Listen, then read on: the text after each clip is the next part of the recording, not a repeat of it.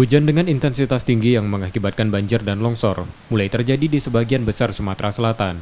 BPBD Sumsel meminta masyarakat untuk waspada, terutama warga yang tinggal di daerah rawan banjir dan longsor. Untuk antisipasi dampak bencana, BPBD Sumsel bersama TNI Polri menyiapkan personil penanggulangan bencana, dibantu dinas terkait seperti pekerjaan umum untuk kesiapan peralatan, termasuk bantuan yang juga dilakukan Dinas Kesehatan dan Sosial untuk penanganan pengungsi.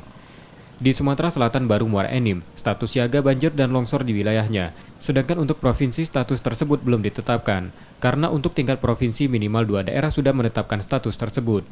BPBD Sumsel mencatat sepanjang tahun 2020, di provinsi ini ada 36 kali banjir, puting beliung 10 kali, 8 kali banjir bandang, tanah longsor 14 kejadian. Nah, mensiagakan ini bukan mensiagakan apa? Mensiagakan SDM peralatan.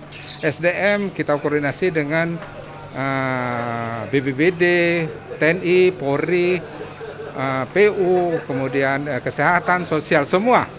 Jadi ini untuk SDM. Begitu juga peralatan. Jadi peralatan seperti koordinasi dengan PU, itu peralatan-peralatan untuk antisipasi bencana hidrometeorologi. Bencana hidrometeorologi kan akibat daripada hujan ini kan mengakibatkan bisa saja terjadi bencana banjir, tanah longsor.